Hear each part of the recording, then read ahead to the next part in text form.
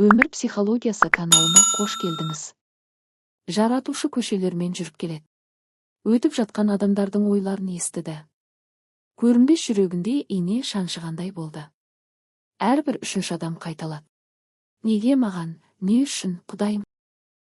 Мұндай өмірді қаламаймын, деп әрбір екінші адам айтты. Ер адамның ойына қызыға құлақ тосты. Бейшараға уайым кенедей жабысқан секілді. Кеше көлігін ұрлап алған. Өмірін алмағанына шүкір, көлік табылады. Жаратушы жай ғана күлімсіреді. Сары шашты сұлуға көз салды. Той алдында сүйіктісі тастап кеткен. Отбасы және жүзікті еркіндікке айырбастап. Бүгін екені жақсы болған. Сенімді адал күйеу бола алмас еді. Ол сені үлкен азаптардан құтқарды. Ол әрдайым сондай болады.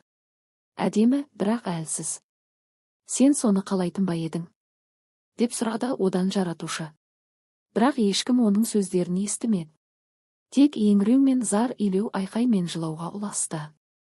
Егер адамдар түсінсе ғой. Әр нәрсенің өз уақыты бар. Өмір сүруді үйренер еді, және әр сәтті бағалар еді. Әр күн жаңа бақыттың ашылуына айналар еді. Өмір сүруге деген құштарлық ешқашан өшпес еді. Егер адамдар түсінсе, анда-санда болса да, әр жаманда, әрдайым өз жақсылығы бар. Мотивацияға толы видеоларды жоғалтып алмас үшін каналыма қосылуды ұмытпаңыз.